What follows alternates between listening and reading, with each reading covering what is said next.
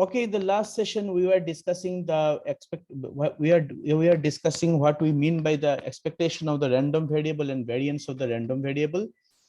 And we know that the expectation of x is given by this formula and variance of x is given by the formula e of x squared minus ex whole squared. Ex whole squared. Okay, this is the formula of the variance. And sometimes variance is also given by the following formula.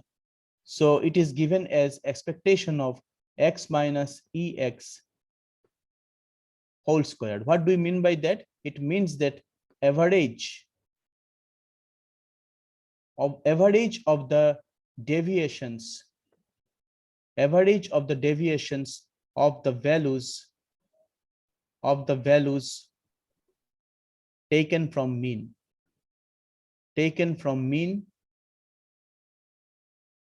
squared.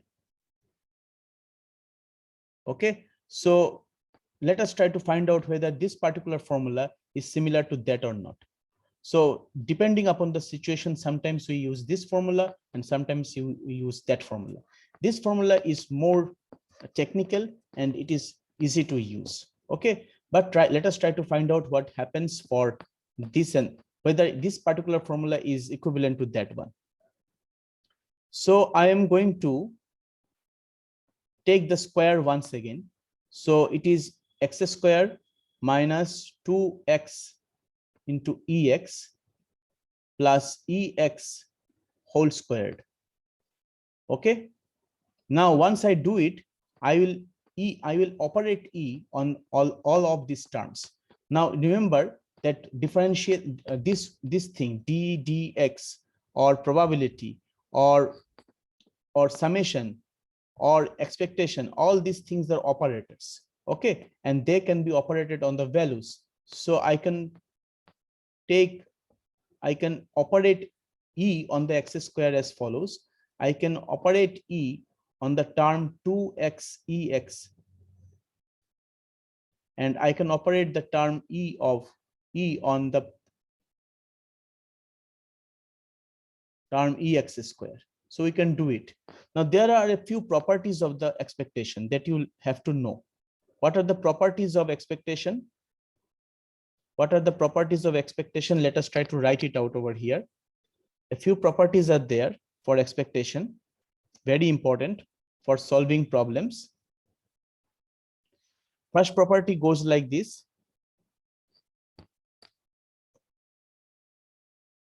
E of x plus minus y, that is equal to e of x plus minus e of y.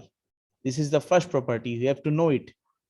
Second property is that e of c is a constant multiplied by the random variable x gives you c into ex.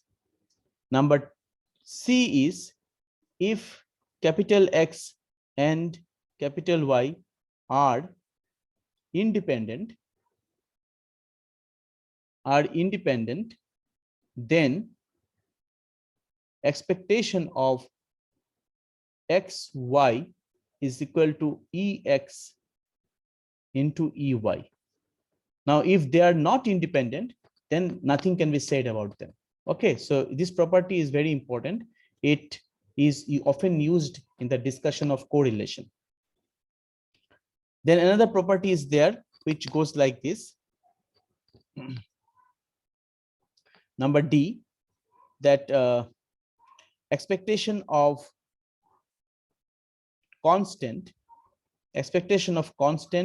is always constant. Why is it so? Because you already know that expectation of something is the arithmetic mean of something. Now, if you consider only one value, say I'm considering the value 60, what will be the, and 60 appeared only once in the chart, and this is the only value which is left with me, then what will be the arithmetic mean of this value? The total of the values divided by number of times it, total number of times it appeared. So I have 60 appeared only once. So my arithmetic mean in this case will be 60 by 1. So expectation of the constant always remains constant. So this is another property. And for variance, we have some other properties. For example, A prime, variance of the constant is equal to 0 because constant never changes. Number 2, variance of x plus y, this will be equal to variance of x plus variance of y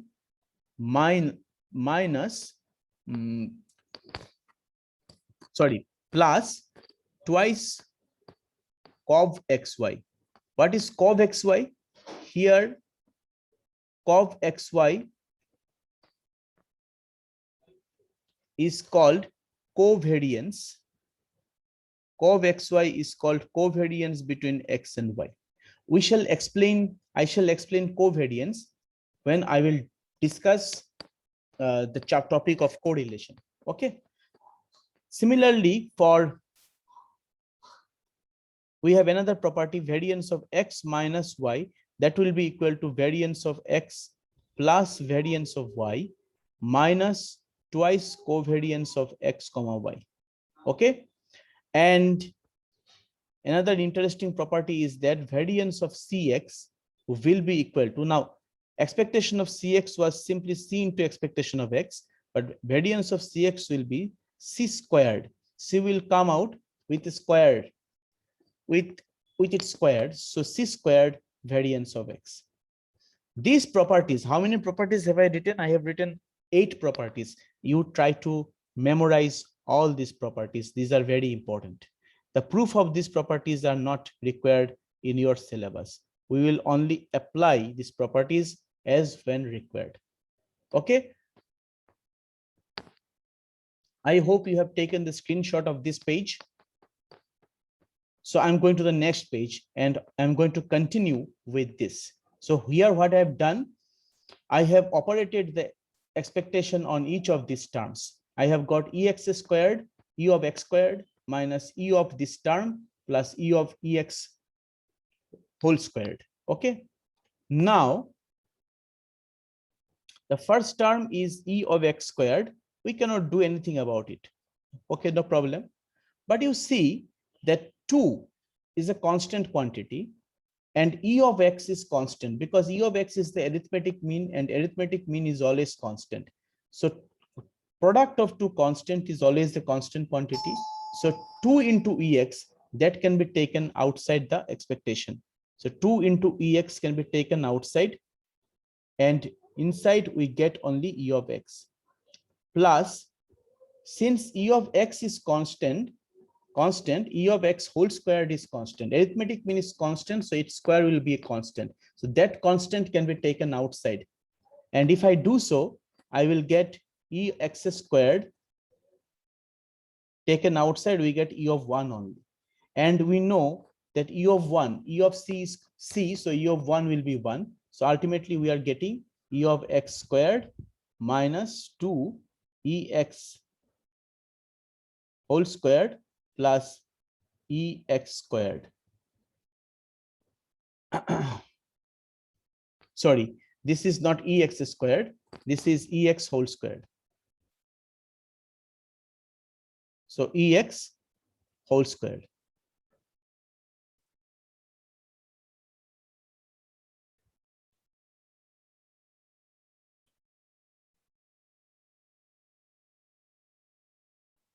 Okay, and I can subtract this term from this one. So we get ex squared minus ex whole squared.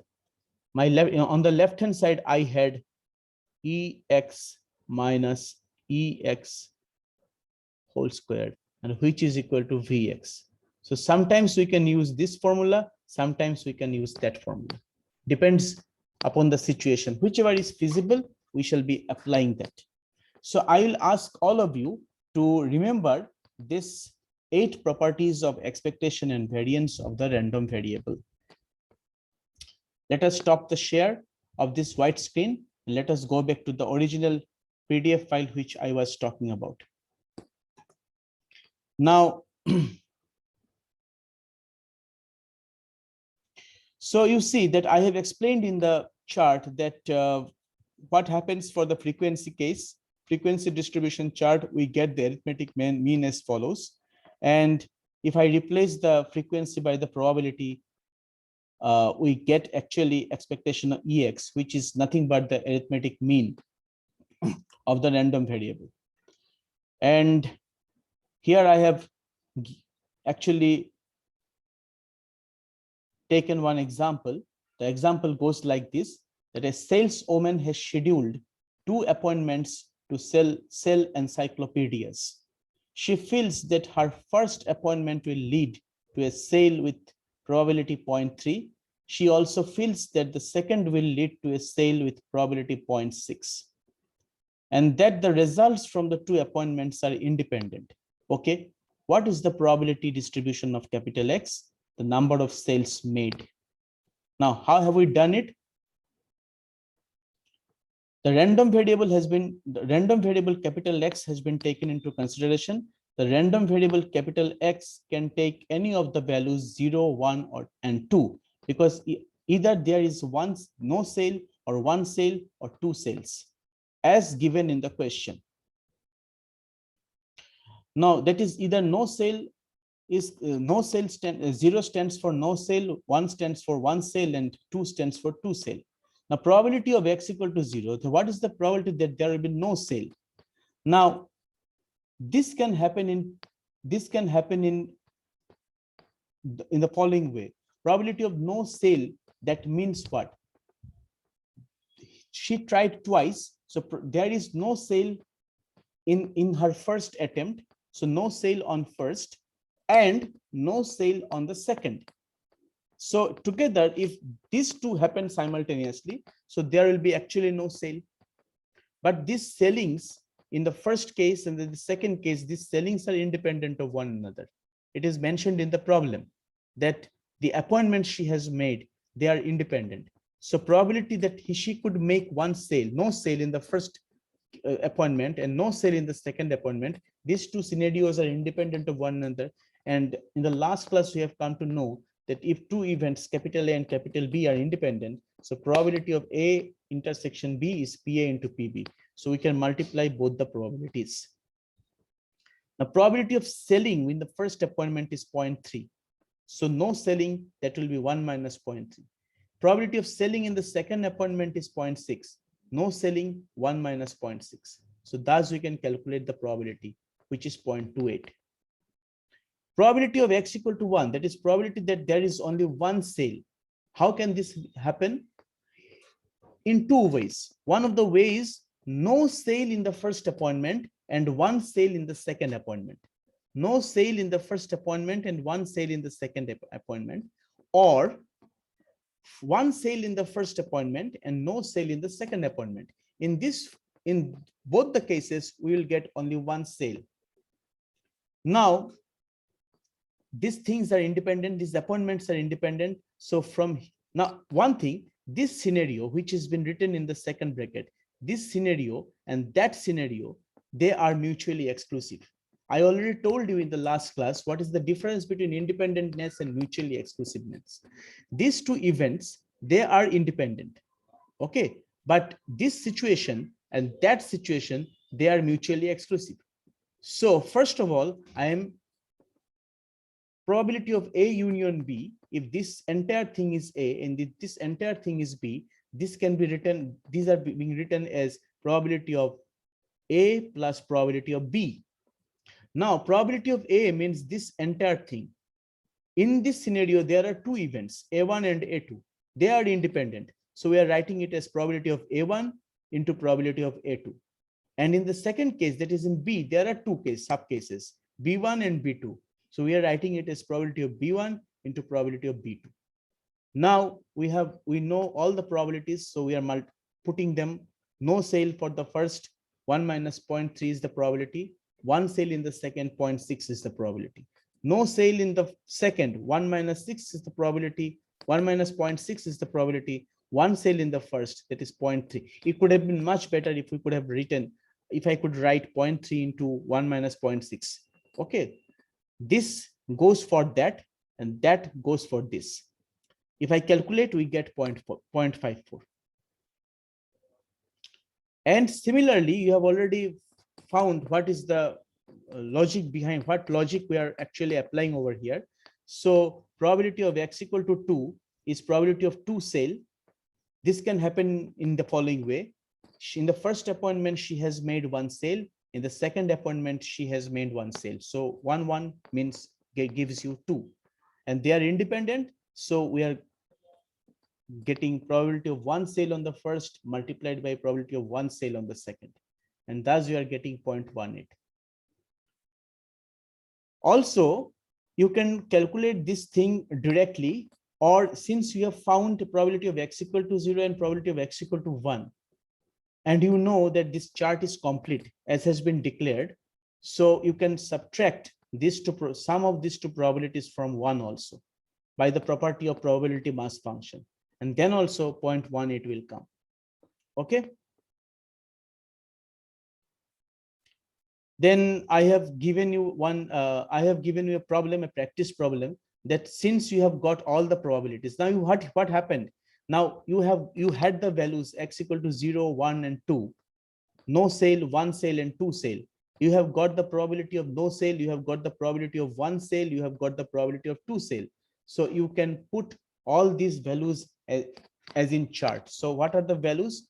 Let me write 0.28, 0.54, and 0.18. Okay, 28, 54, 18. Okay, just a minute. So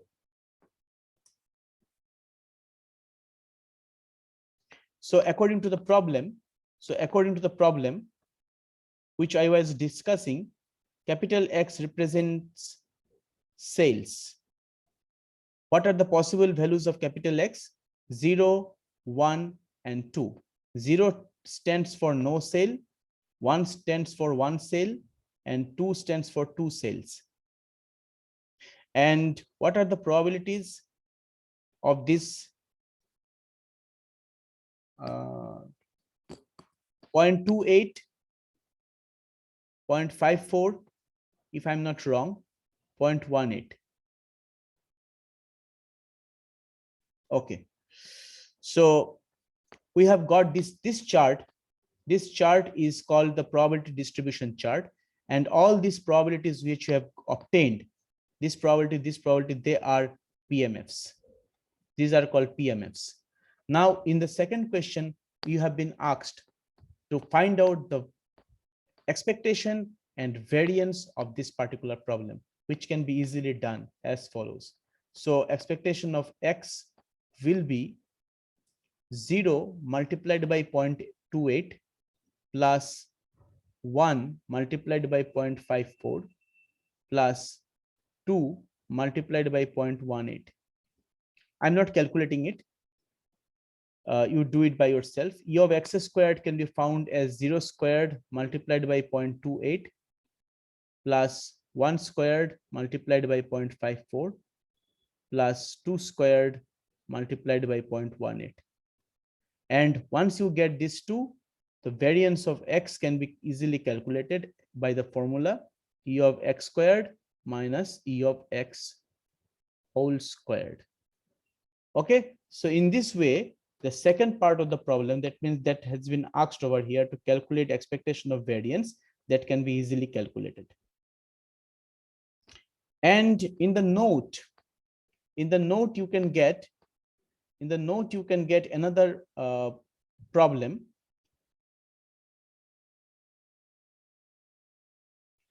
That question number 3.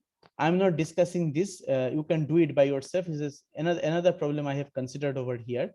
This can be done also very easily.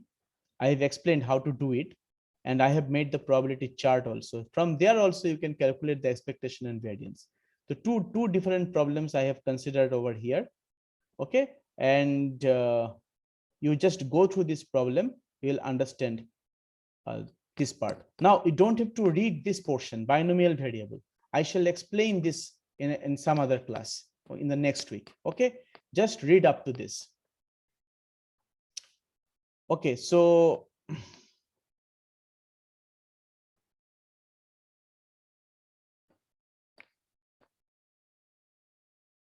let us try to do another problem because we have some time. So let us try to do a problem. Say, for example, this problem I'm considering. If Px, or probability of x equal to small x, is equal to x by 15,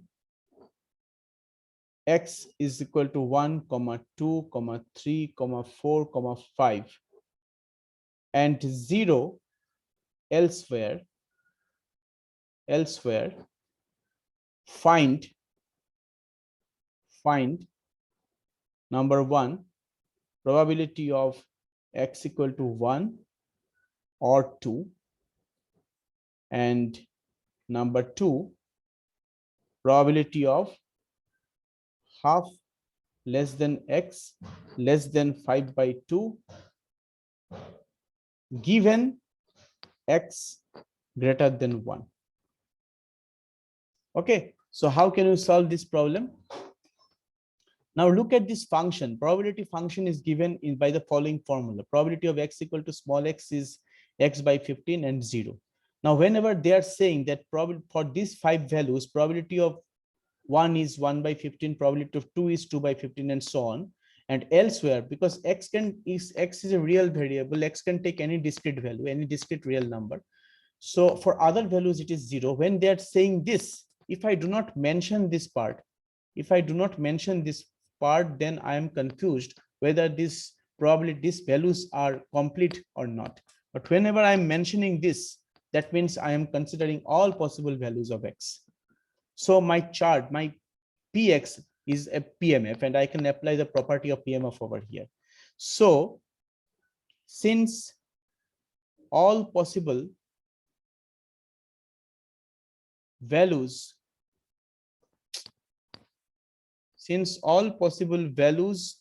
of x have been considered, so the probabilities are PMFs. So the probabilities are PMFs, and so we can apply the property of PMF over here.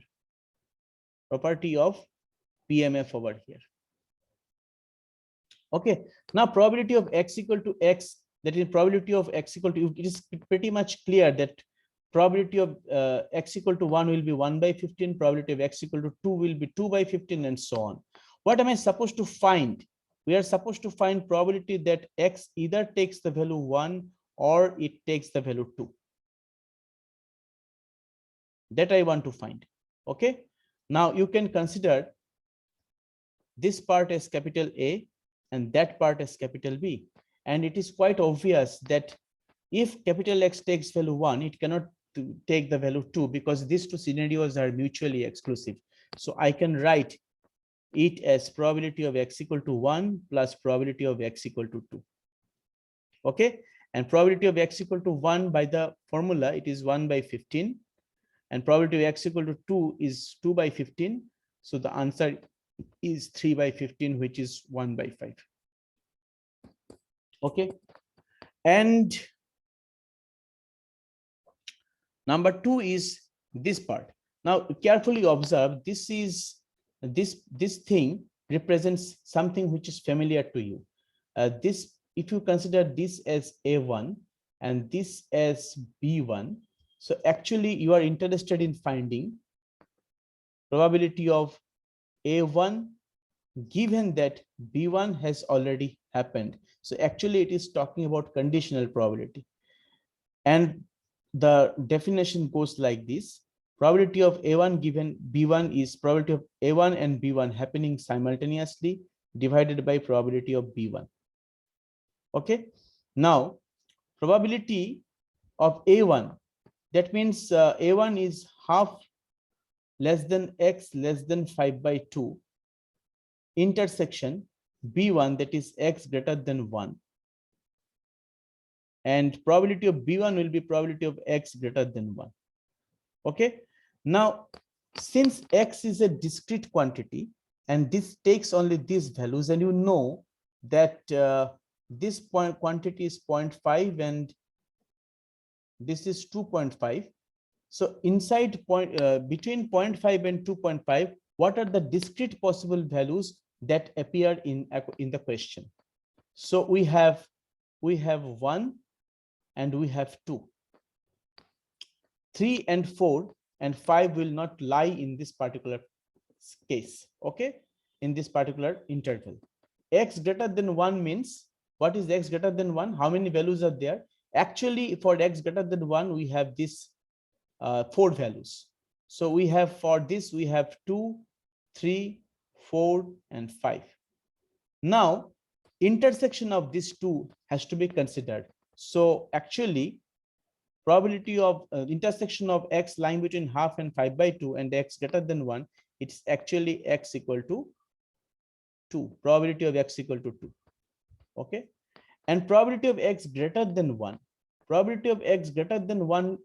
Now you know that probability of A complement is equal to 1 minus PA. We have already proved it.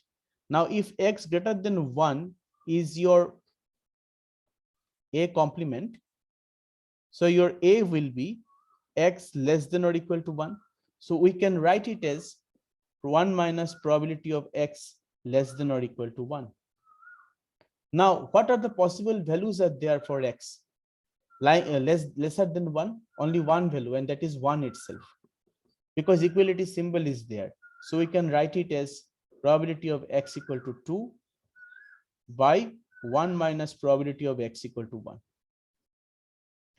And this, then you can simply put the values, respective values over here. So probability of X equal to 2 is 2 by 15. And probability of X equal to 1 is 1 by 15. Rest is just a calculation, 2 by 15, and that will be 14 by 15. Okay, so the answer will be 1 by 7. So thus we can apply this probability mass function to calculate various probabilities. Okay, so today I'm stopping at this point. I'm not moving further, because otherwise the syllabus for CA1 will be, I think you will not be able to deal with the syllabus in this short period of time. So you try to study what I have made you learn. The thing, first of all, you have to know the basic axioms of probability, the axiomatic approach, the theorems we talked about. Related to that theorems, I can set questions, and then you have to understand what conditional probability is, what Bayes theorem, what is Bayes theorem, random variable, its expectation and variance, and the properties of probability mass function and probability mass function. This much will be there in the CA1 syllabus. So date of the syllabus is on Tuesday, and time will be in the evening. I shall tell you in details by Sunday evening about the exam time. Okay, the examination will be taken through Google form, and you just go and I shall upload this video in the YouTube by tonight. Now you probably have got your books. Now you keep on studying, and I give you best of luck for your CA1 examination. Okay, so this much for today. I'm stopping my recording over here, and